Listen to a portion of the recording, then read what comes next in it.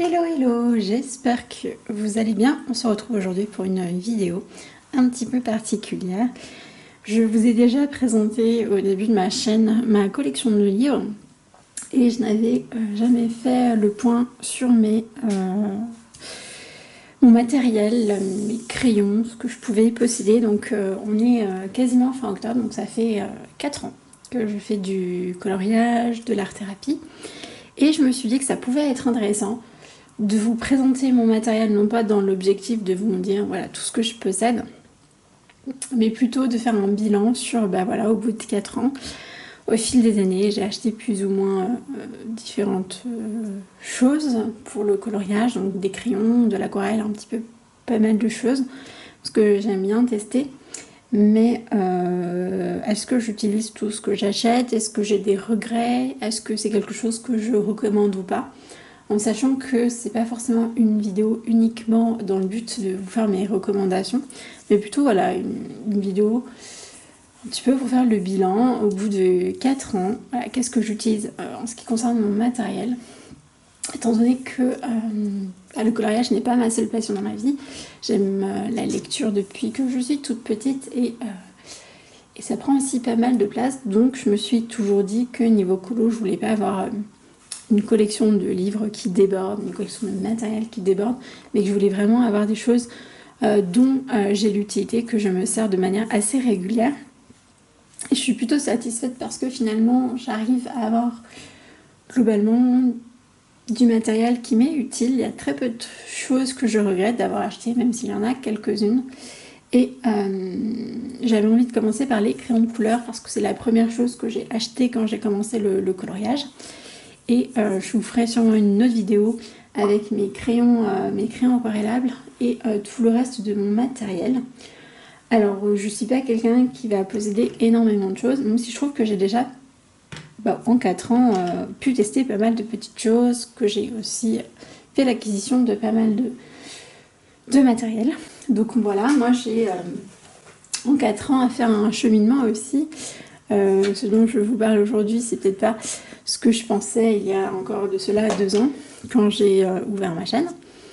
Et puis bien sûr, mon rythme de coloriage a aussi fluctué au fil du temps pour être aujourd'hui, voilà, ce qu'il est. Et j'ai une utilisation de mon matériel qui est désormais un petit peu différente. Donc on va commencer sans plus tarder parce que je trouve que j'ai été déjà assez longue sur cette intro. Donc par la première gamme de crayons dont j'ai fait l'acquisition. Donc j'ai commencé à colorier en octobre et en octobre 2019 et peu de temps après, juste avant Noël, pour Noël en fait, je me suis fait le cadeau de cette première gamme de crayons, donc les Castle Art Supplies. Donc 120 crayons, donc à l'époque en 2019, c'était la moyenne gamme dont tout le monde parlait. Donc c'est une moyenne gamme que je me suis achetée donc en décembre. Et j'ai quand même bien utilisé cette gamme. Je vous montre un petit peu l'état des crayons. Alors j'ai pas de nuancier forcément de cette gamme là. Aujourd'hui je l'ai plus parce que tout simplement ce ne sont pas forcément des crayons que j'utilise. La gamme des Castle Art, donc c'était une gamme qui m'a permis de colorier. Je l'ai utilisée on va dire pendant à peu près de décembre, janvier, mars, avril, pendant à peu près voilà 5-6 mois, à peu près avril-mai. Et puis j'ai beaucoup aimé l'utiliser, mais très vite j'étais un petit peu gênée parce que c'est des crayons qui sont du coup voilà, avec un bois qui casse, avec des mines qui cassent, et je devais tout le temps les retailler. Je trouvais aussi que selon les papiers, ils s'adaptaient plus ou moins bien. Après, ça reste des crayons, voilà, très très bien. Moi, j'avais des vieux crayons écoliers tout secs qui n'étaient pas adaptés pour le coloriage quand j'ai commencé pendant quasiment 2 mois. Donc, ça m'a quand même changé la vie. Mais bon, très vite, j'ai vu aussi les limites de cette moyenne gamme. Et j'ai voulu changer. Alors vous avez 120 teintes, je trouve que le nuancé est très bien. J'aime beaucoup dans mes souvenirs les roses et les violets chez les Castell Art Supplies, mais voilà, petit inconvénient de ces crayons, mais que l'on retrouve aussi dans les moyennes gammes en général, c'est des crayons qui saturent vite, qui s'adaptent pas forcément bien sur tous les papiers, mais vous pouvez faire quand même des choses. Je pense notamment à toutes les personnes qui aiment faire du coloriage mystère, où vous avez peut-être des grandes zones et où c'est pas forcément des coloriages sur lesquels on va faire des ombrages ou essayer de faire voilà, des dégradés très approfondis. Ça peut être vraiment vers les moyennes gammes que vous pouvez vous tourner, mais moi j'en ai jamais fait de coloriage mystère et très vite voilà, j'étais assez frustrée voilà, par ces crayons, et donc du coup je me suis tournée vers une autre gamme. Je voulais continuer de colorier, et donc du coup je regardais beaucoup de vidéos, notamment les vidéos à l'époque de Morgane, qui avait énormément de matériel différent, qui faisait des comparaisons et des avis sur toutes ces gammes. Donc ça m'a été quand même très utile. Je suis partie voilà, sur cette gamme là, donc si vous ne les reconnaissez pas, ce sont les Procolor. Donc c'est des crayons artistes qui sont amineux assez durs, qui sont plutôt pigmentés, mais qui sont très difficiles à travailler. Donc j'ai en fait regretté d'avoir pris cette gamme, parce que je débutais et j'ai eu beaucoup de mal en fait à la maîtriser. Même encore aujourd'hui, des fois j'ai un petit peu de mal à maîtriser ces crayons, mais je l'utilise toujours. C'est des crayons qui sont quand même de qualité. Je trouve qu'au niveau du nuancier, vous avez des teintes très claires. Là, au niveau des bleus, celui-ci, je l'aime beaucoup. Le vert, c'est pareil. Voilà, au niveau des teintes un petit peu peau aussi, j'aime beaucoup ces trois teintes qui sont là. Donc la Flash Pink, Salmon et Champagne. Donc il y a des teintes hyper intéressantes dans les Procolor. Après, c'est des crayons qui ne s'adaptent pas à tous les papiers et qui sont très difficiles à prendre en main. Donc sur le coup, quand je les ai achetés, j'ai regretté. Et je me suis dit, bah mince, alors je les avais pas eu très cher, je les avais pris sur Amazon UK, mais je me suis dit, mince, c'est pas des crayons qui sont faits pour moi. Donc, dans mes souvenirs, je les ai eu autour de 80 € les 72 teintes. Donc c'est des crayons par contre qui sont robustes, mis à part le noir, j'ai terminé aucun crayon pour le moment. Par contre, est-ce que aujourd'hui j'achèterais ces crayons? Non.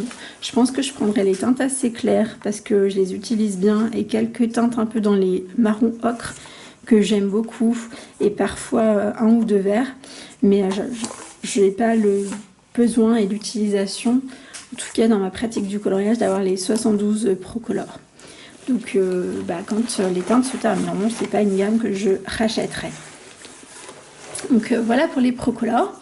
Donc je les ai eus, j'ai été assez vite déconvenue et donc déçue. Donc je suis allée à mon géant des Beaux-Arts et j'ai trouvé les polychromos à l'unité. Donc pendant longtemps j'avais une quarantaine de polychromos, ce qui m'allait plutôt bien. Donc je les utilisais beaucoup, les polychromos. Je les utilisais plutôt bien, les polychromos, et je trouve qu'ils ont un nuancier qui reste très intéressant. Donc là vous avez, alors c'est pas hyper bien imprimé, mais vous avez un peu l'étendue. J'aime beaucoup ce nuancier là. Je vous mettrai sur quelle chaîne je l'ai trouvé. C'est par nuance de couleur.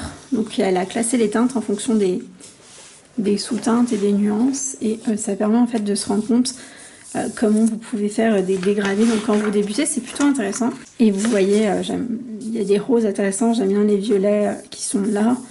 Violet rose, les bleus, voilà. J'aime beaucoup les teintes ocre et les teintes rouge vénitien, cannelle. Ces verts là aussi sont intéressants. Et là vous avez les noirs ainsi que trois teintes métallisées. Donc je les utilise pas trop, les métallisés de chez Polychromos, parce que ils sont pas fous. J'ai une autre gamme où je les sors, et puis j'ai des teintes un peu métallisées qui sont bien meilleures. Franchement, ils sont vraiment pas dingues, ceux de Polychromos. Par contre, les métallisés, ce qui est dommage, mais bon, après, c'est pas non plus ce qu'on utilise le plus. Donc, sur 3 ans, j'ai acheté, on va dire, jusqu'à une cinquantaine de teintes à l'unité. Et je me suis rendu compte que c'était ma gamme préférée. Donc, l'année dernière, je me suis pris la gamme complète. C'est pour ça que vous avez des différences de taille très marquées entre les crayons. certains que j'ai eu uniquement l'année dernière et d'autres que j'ai depuis plus de 3 ans. En ce qui concerne les polis, j'ai terminé un blanc, un noir, j'ai quasiment terminé un second noir et j'ai plusieurs teintes qui sont en train de se terminer. C'est vraiment mes crayons préférés, la gamme avec laquelle j'arrive à faire le plus de choses.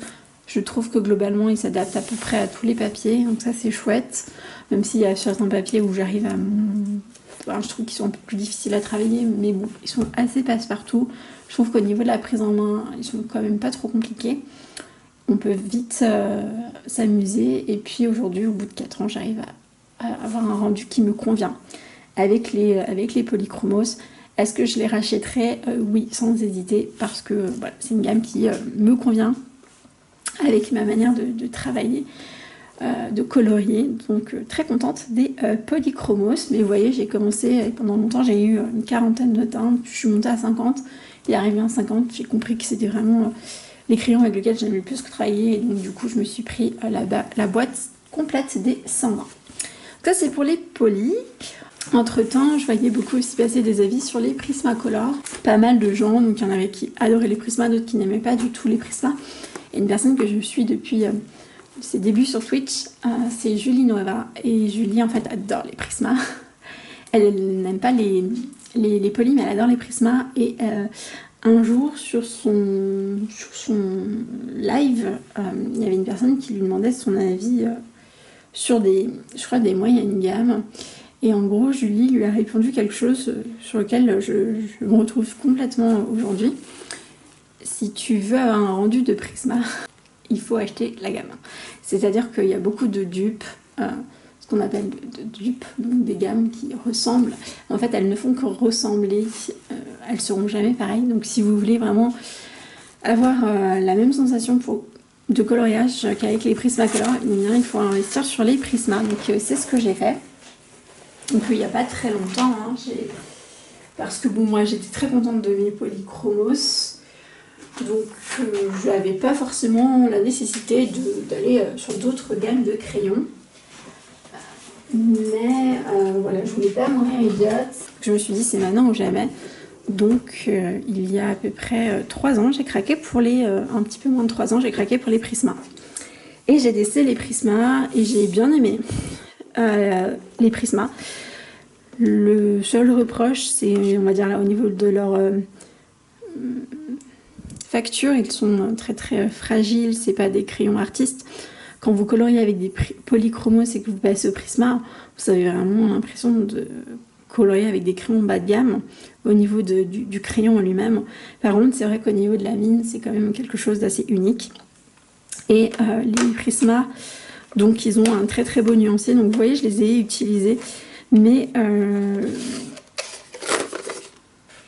ma manière de colorier fait que j'aime beaucoup utiliser les polis, donc ça va dépendre en fait le type de coloriage que je vais avoir, le type de papier aussi, suivant le type de coloriage et le type de papier, je vais voilà, prendre mes Prismacolor, et sinon c'est vrai que je suis plutôt sur mes polis. Mais je les utilise, mes Prisma, je regrette pas du tout mon achat. Après, je sais pas si j'irai sur me racheter une boîte de 150 Prismacolor, mais en tout cas, parce que bon voilà, je les utilise pas non plus assez pour avoir besoin d'avoir du backup. Mais les gens qui ne colorient qu'avec eux et qui aiment colorier avec ces crayons, je comprends tout à fait. Donc je vais vous montrer, j'ai aussi les Prisma classés par famille de couleurs, donc vraiment c'est très très intéressant. J'aime beaucoup ces teintes là, moi c'est mes teintes qui m'intéressent beaucoup, les verts aussi, les ocres, les gris chaud et French Grey. Et par contre vous avez 3 couleurs fluo chez les Prisma, chose qu'on n'a pas chez les polychromos, et parfois ça peut être utile. On les sort pas tout le temps, hein, mais sur certains colos ça peut être utile. Et surtout ils ont des teintes aussi argentées, un bronze en argenté et un métal doré, un métal doré on va dire. Et ils sont bien meilleurs que les polis. Vous pouvez quand même faire pas mal de choses, pas mal d'effets avec ces teintes là. Et de temps en temps moi je les utilise notamment pour certains effets métaux. Donc pas du tout déçue de mon achat au niveau des Prismacolor, ce sont des très bons crayons. Et j'aurais le même conseil que Julie, si vous voulez tester bah, faut les acheter. Alors si vous n'êtes pas sûr, peut-être partez pas sur la boîte de 150, mais le problème c'est que très vite, quand on regarde les autres boîtes, on se rend compte que rapport qualité-prix, il vaut mieux des fois craquer directement pour la boîte de 150 que pour les autres petites boîtes. Donc voilà pour mes Prisma. Et avec mes Prisma, vous avez toutes les gammes complètes que je possède. Ensuite, j'ai d'autres gammes, mais elles sont globalement incomplètes en ce qui concerne les gammes artistes. Et j'ai encore quelques moyennes gammes, donc je vais commencer par les moyennes gammes. Comme ça, je pourrais conclure mon avis sur les moyennes gammes. J'ai craqué au moment de sa sortie sur les Coloria, les Imaginors de Coloria. Donc ce sont des crayons, donc il y en a 72 qui sont directement, donc ça c'est la trousse d'origine. Et voilà, c'est des crayons qui sont plutôt pas mal, que j'ai aussi beaucoup utilisés. Voilà, qui ont des teintes assez intéressantes, que j'ai beaucoup utilisées, notamment là au niveau des marrons. Je les ai beaucoup utilisés dans mon petit carré bout de poil, dans mes carrés Disney, dans mes marque-pages, pour ombrer par-dessus le crayon, le feutre à alcool. J'aime beaucoup utiliser les Coloria. Je fais aussi pas mal de bases au Neo Color 2 et après je les utilise également. Donc voilà, c'est des crayons que j'utilise toujours, qui sont bien, qui ont un nuancier intéressant. Je ne sais pas si je l'ai encore, le nuancier par contre de Coloria. Je ne suis pas quelqu'un qui fonctionne beaucoup avec les nuanciers. Souvent je prends mes crayons et je les teste sur un papier. Donc oui, si je les ai quand même. Vous avez voilà, la gamme de 72. Je trouve au niveau des teintes un peu pêche, saumon. Les oranges et jaunes sont intéressants, j'aime bien les marrons. En ce qui me concerne, je n'utilise pas trop les roses et les rouges. Les violets un petit peu plus, certains violets, le 574, je l'aime beaucoup. Là, ces teintes-là, je les trouve très belles, mais c'est vrai que je les utilise pas beaucoup. Et j'aime bien les verts. Et les bleu gris aussi. Donc, des crayons intéressants.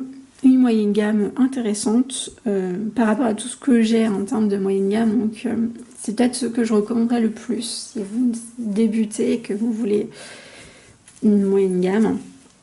Après, ça reste qu'une gamme de 72 crayons. Donc mais avec 72 crayons, c'est plutôt intéressant. En ce qui concerne le crayon en lui-même, la qualité du bois, elle n'est pas folle. Voilà, je les ai fait tomber, j'ai pas eu trop de soucis. Ils saturent vite, mais vous pouvez quand même faire des couches. Voilà. Ça reste une moyenne gamme, hein, mais qui demeure tout de même intéressante. Et que moi j'utilise. Après, est-ce que je les rachèterai une fois qu'ils seront terminés? Non, clairement pas. Non, parce qu'aujourd'hui j'ai plus utilité d'avoir des moyennes gammes en fait. Donc ma dernière moyenne gamme, elle est là. Je ne sais pas si vous reconnaissez cette boîte. Ce sont les Winsor & Newton Studio. Donc ils existent en crayon classique et en crayon aquarellable. Et moi je les ai en crayon classique. Je vous montre de suite à quoi ressemblent du coup les crayons. Donc voilà, c'est du bois aussi assez léger. Je trouve qu'ils sont de meilleure facture que les Castle Art et les Coloria par comparaison en termes de qualité crayon, mais ça reste du bois assez fragile, hein. Ça n'a rien à voir avec les Poly par exemple ou les Procolor, et je les ai quand même utilisés. Après je les aime moins que les Coloria. Alors c'est des crayons qui sont plus gras, mais je les aime moins, notamment à cause d'une chose, c'est du nuancier. Je vais vous montrer le nuancier des Winsor & Newton. Donc voilà, le nuancier des Winsor & Newton. Donc c'est un nuancier qui est intéressant quand vous êtes au niveau un petit peu des jaunes orangés. Et après, je trouve que ça devient compliqué. Au niveau des bleus, vous avez pas beaucoup de bleus que vous pouvez vraiment bien mélanger. Il manque des sous-teintes similaires en plus clair et plus foncé pour avoir quelque chose d'assez intéressant. Vous avez des fois que deux teintes, et je trouve qu'avec deux teintes, on ne fait pas un dégradé de fou. Après, vous pouvez rajouter du noir, mais j'aime pas trop utiliser le noir non plus. Je trouve que les marrons sont un petit peu intéressants, le caramel ici est bien, le cocoa aussi, mais c'est pas, il n'y a rien de surprenant au niveau du nuancier. Et surtout avec ces 48 crayons, vous pouvez pas faire un coloriage. Pour moi, c'est une gamme qui ne se suffit pas à elle-même. Elle a besoin d'être complétée par d'autres crayons. Et j'aime bien ne pas avoir 150 boîtes de sortie quand je colorie. Donc c'est vrai que les Winsor & Newton, je les utilise quand même moins. J'hésite à les donner même à mon petit, comme peut-être les Castle Art. Parce que vraiment, autant j'aime bien prendre ma trousse de 72 Coloria et colorier avec, autant ceux-là, c'est vrai que du coup, je les utilise très très peu, même si j'aime bien quelques teintes. Comme ils ne se suffisent pas à eux-mêmes, celle-ci par exemple, elle est bien, mais vous voyez, je ne vais pas pouvoir la mélanger avec 50 000 autres couleurs pour avoir un dégradé, donc c'est un petit peu dommage. Donc, l'achat des Coloria et des Winsor & Newton s'est fait la même année. Et j'en suis venue quand même à la conclusion que les moyennes gammes, c'était pas pour moi. Non pas qu'elles ne sont pas intéressantes et qu'on peut pas colorier avec, mais avec ma manière de colorier, avec mon rythme de coloriage, je n'ai pas le besoin d'avoir des coloria Imagina, ou des Winsor & Newton, ou des Castle Art Supplies, ou des Arteza, ou des RTX, ou je ne sais quelle autre gamme. Il en existe tellement des moyennes gammes. Je dis pas que colorier avec des moyennes gammes c'est mal et qu'il faut forcément casser sa tirelire pour faire du coloriage. Non, pas du tout. Pas du tout. Il y a une youtubeuse qui a fait une vidéo hyper intéressante il y a quelques jours, plutôt quelques semaines déjà. C'est, je cherche son nom parce qu'elle a changé de nom de chaîne il y a très peu de temps. Ma petite vie Célia. Donc elle a fait aussi une vidéo sur tout son matériel il y a un mois. Et c'est une vidéo qui est hyper intéressante. Et d'ailleurs, j'ai répondu, je lui ai laissé un commentaire parce que j'ai beaucoup aimé ce qu'elle disait. Elle avait les Brutfuners et elle a eu plein de gammes. Et finalement, elle se contentait de ses Brutfuners. Parce qu'elle arrivait à prendre du plaisir et à colorier dans tous ses livres avec les Brutfuners. Et vous pouvez totalement vous contenter d'une moyenne gamme. Moi, je suis venue à une conclusion qui est assez similaire et c'est peut-être la raison de cette vidéo, c'est que j'ai pas besoin d'avoir 150 gammes de crayons de couleur. Alors on est toujours tenté en fait d'acheter, mais moi finalement j'utilise souvent les mêmes gammes de crayons. On peut dire qu'aujourd'hui je colorie surtout avec les polychromos et que je rajoute d'autres teintes pour compléter ce que j'ai. Et j'ai pas besoin d'avoir 150 gammes. Alors je dis pas que je vais pas forcément augmenter un jour mes gammes de crayons, mais en 4 ans, ça y est, j'ai trouvé un équilibre. Et c'est avec les polis que je préfère colorier, du coup c'est avec eux que je continue et j'ai plus le besoin de m'acheter des Coloria, des Winsor & Newton pour économiser mes polychromos ou mes prismas, parce que finalement je ne colorie pas assez pour en ressentir le réel besoin. Et ça, c'est mon ressenti, c'est très très personnel en fait, son utilisation des crayons de couleur. Et franchement, je pense que je vais vous mettre le lien de sa vidéo aussi en barre d'infos si ça vous intéresse. Parce que elle, c'était... Voilà, je me suis quand même un peu reconnue dans ce qu'elle a dit. Dans le sens où, elle, ça fait encore 9 ans, je crois, qu'elle colorie. Donc, en 9 ans, on mûrit aussi en termes de réflexion. Et il n'y a pas un mois où je ne sors pas à mes prismas, il n'y a pas un mois où je ne sors pas à mes polychromos. Et ensuite, j'ai quelques teintes de crayons qui viennent compléter, qui sont issues d'autres marques. Et j'ai cette gamme-ci que j'ai commencé à investir dans quelques Pablo. J'ai commencé à investir dans quelques Pablo, donc il y en a qui sont sortis parce que je colorie avec en 2022. Voilà. Et j'aime bien les Pablo, mais je les trouve plus secs. J'ai plus de mal à colorier avec qu'avec mes polis. Et mis à part quelques teintes que je trouvais intéressantes et que j'ai pas forcément chez les polychromos, et bah c'est pas non plus une... Voilà, je ressens pas le besoin d'avoir tous les Pablo. Voilà, là j'ai une trentaine de Pablo. Je les utilise. Vous voyez que celui-ci, ce rose très clair, je l'aime beaucoup. Donc j'utilise beaucoup. J'aime bien aussi cet abricot. Les Pablo, je les rachèterai pas. En tout cas, j'achèterai jamais la gamme complète parce que j'en ai pas la nécessité. Les polis me satisfont. Par contre, il y a des teintes comme ça intéressantes que je pourrais me procurer pour compléter. Et ce sera pour moi largement suffisant. Donc là, c'est la suite des Pablo. Et puis à côté, vous avez une partie de mes luminances. Donc, je vais vous montrer par contre pour les Pablo et les luminances. J'ai vu vraiment pour vous rendre compte du nombre de crayons que je peux posséder. Voilà, donc ça c'est tous les luminances que je possède. Et là c'est les Pablo. Les luminances, je les sors souvent. Et je les sors souvent pour faire quoi? Je pense qu'avec les luminances et vous en rendez peut-être compte. Pour faire des portraits. J'aime beaucoup les luminances pour faire les portraits. Aujourd'hui, c'est essentiellement avec les luminances que je vais faire mes portraits parce que je trouve que c'est la gamme qui a les crayons les plus intéressants en termes de teinte pour réaliser des portraits. Donc mes luminances, je ne ressens pas le besoin non plus d'agrandir ma gamme de crayons. Je dis pas que j'en achèterai pas d'autres au fur et à mesure si j'en ai envie, si j'ai des teintes qui m'intéressent. Mais pour l'instant, voilà, j'ai pas non plus besoin d'avoir toute la gamme des luminances. Parce que certes, j'aime beaucoup les luminances, ils sont là, ce sont des excellents crayons hein, qui ont un prix aussi qui est très raccord, voire peut-être même qui est un petit peu trop élevé par rapport à la qualité de l'objet. Après, c'est vraiment très bons crayons, ils sont très bien, il y a un beau fini, la mine est correcte. Moi, j'ai une bonne déconvenue avec une teinte et dès mon premier achat, j'avais acheté 8 teintes et dedans, il y en avait une qui avait un défaut et donc ça m'a peut-être aussi un petit peu vaccinée.